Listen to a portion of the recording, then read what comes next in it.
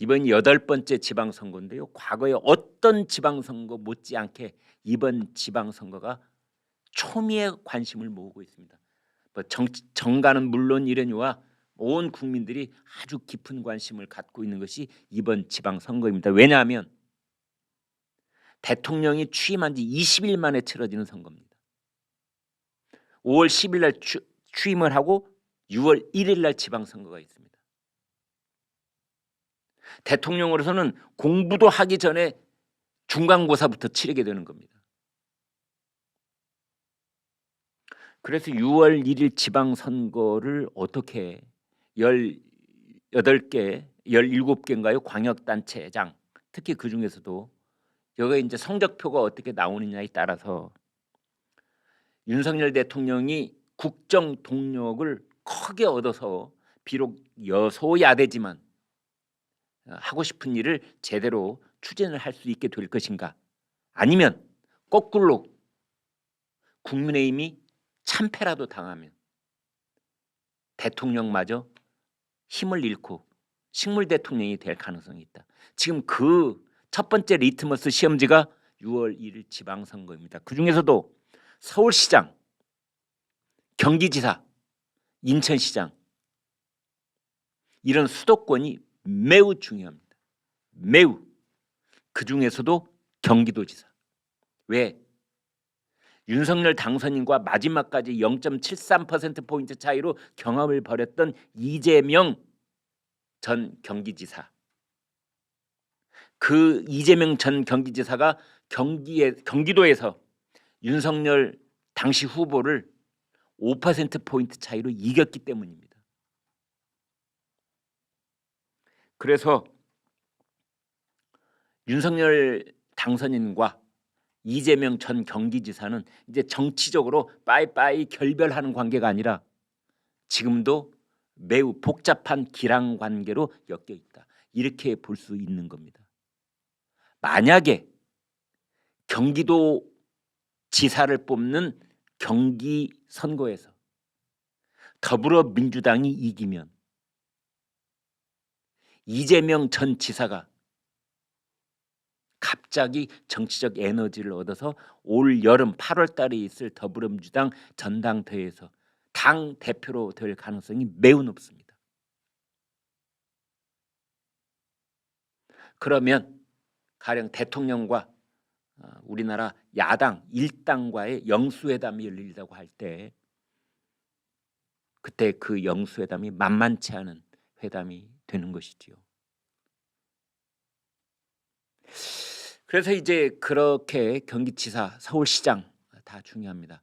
경기지사 지금 이제 야당 쪽에서는 누가 나오고 여당 쪽에서는 누가 나오고 지금 여야 구별이 좀 모호하니까 그냥 민주당, 국민의힘당 이렇게 나눠보겠습니다.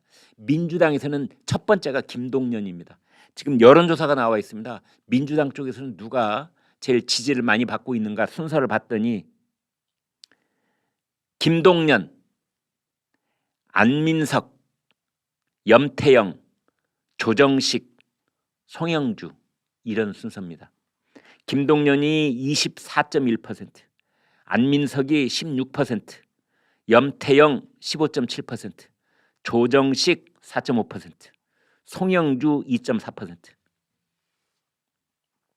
김동연은 새로운 물결 대표였었죠. 그리고 이제 이재명 후보와 단일화를 하면서 지지선을 냈던 사람. 안민석 경기도 오산에서 5선 의원입니다. 그다음에 염태영 전 수원시장 했습니다. 조정식 경기 시흥에서 5선입니다. 이제 송영주 뭐 이렇게 있는데요. 아무튼 여기서 1, 2, 3만 보면은 김동연, 안민석, 염태영 이렇게 되어 있습니다. 자, 이 세 사람 중에 한 사람이 이제 그 민주당의 경기도 후보가 될 가능성이 있다. 이렇게 봐야 되겠고요. 그 다음에 국민의힘 보겠습니다. 국민의힘은 유승민 전 대선 후보가 33.3, 김은혜 의원이 15.1, 심재철 전 의원이 5.8, 함진규 전 의원이 5.6 이렇게 돼 있습니다. 유승민 전 대선 후보고 전 국회의원이죠. 네, 지금 출마 선언했습니다. 김은혜 지금 대통령 당선인 대변인 맡고 있는데 분당 갑이 지역구입니다. 그다음 심재철 국회 부의장 했죠. 지역구가 경기도 함진구 이런 순서로 있는데 그래서 양쪽 1등만 비교를 하면은 양쪽 1등만 일단 물론 뒤집힐 수 있습니다만 양쪽 1등만 비교를 하면은 유승민 대 김동연, 김동연 대 유승민 이 두 사람은 어떤 사람이죠? 그렇습니다. 지난번 대통령 선거 때 후보였습니다. 그래서 경기도 지사를 뽑는 선거는 정말 그 경기도지사의 뜨거움 그 선거의 뜨거움에 걸맞게 양쪽 대선 후보가 이제 지금 1위를 달리고 있는 그런 판세를 형성하고 있다 이렇게 보시면 되겠습니다. 그 다음 뜨거운 곳 서울시장입니다. 서울시장. 국민의힘에서는 지금 현 서울시장인 오세훈 시장이 그냥 경쟁자 없이 6월 1일 치러지는 지방선거에서의 국민의힘 서울시장 후보가 될 것으로 그렇게 거의 굳어져 있습니다.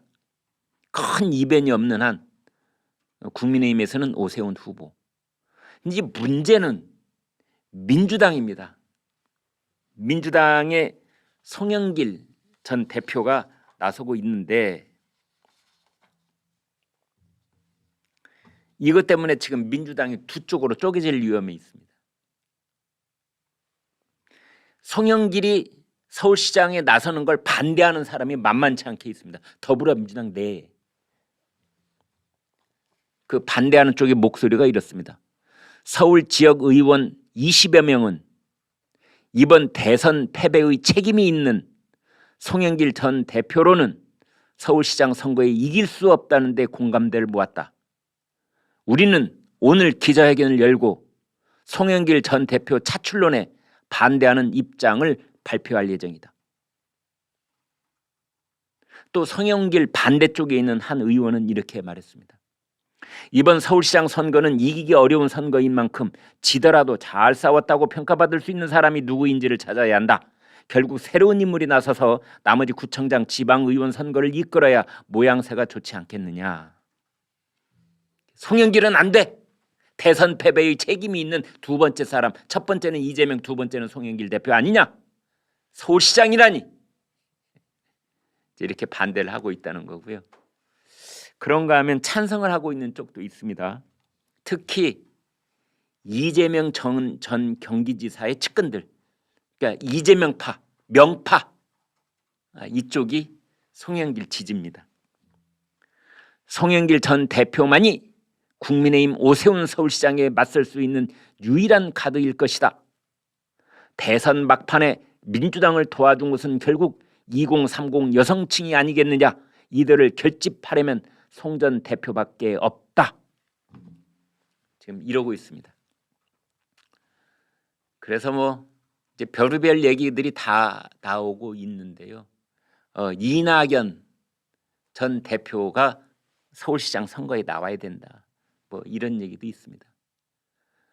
그래서 국민의힘에서는 오세훈 현 시장을 전략공천 비슷하게 그냥 단일 후보로 딱 내줄 가능성이 있는데 더불어민주당은 경선을 할 가능성이 높습니다.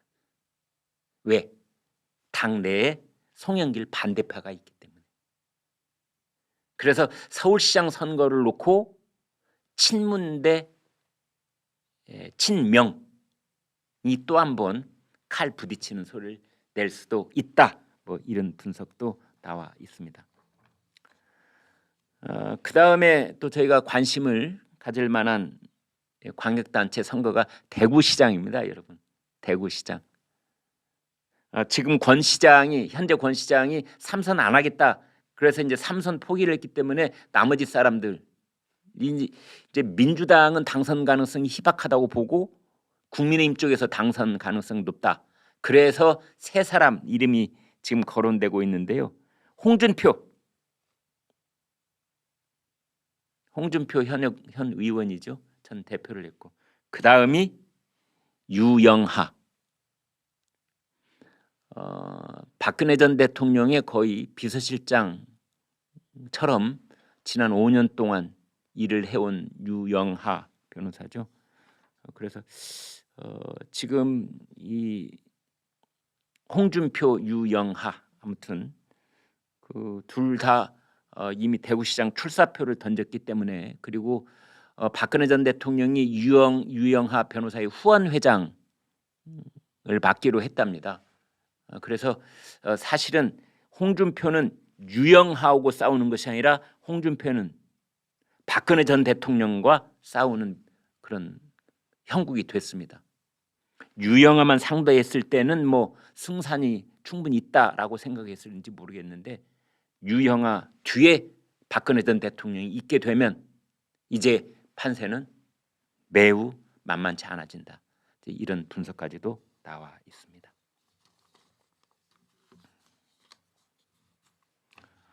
그래서 박근혜 전 대통령이 지금 달성의 그 사저에 거기 이제 기거를 하고 있는데, 사저 정치를 하는 게 아니냐. 누구를 대리로 내세워서 유영하 변호사를 대리로 내세워서, 뭐 유영하 변호사도 그거를 굳이 뭐 부인하지는 않았더라고요. 그러니까 뭐 박근혜 전 대통령이 서울을 왔다 갔다 하면서 뭐 여기저기 뭐 지원 유세를 하면서 이렇게 정치를 개입하지는 않겠으나, 후원 회장도 하고 메시지가 필요하면 사저에서 뭐 그런 메시지를 내는 그런 방식으로 유영하 변호사를 대구시장이 될 수 있도록 도우면서 6월 1일에 치러지는 지방선거에 일정 정도 영향력을 행사하지 않을까. 그것이 곧 사저 정치가 아닐까, 지금 이렇게 보고 있습니다.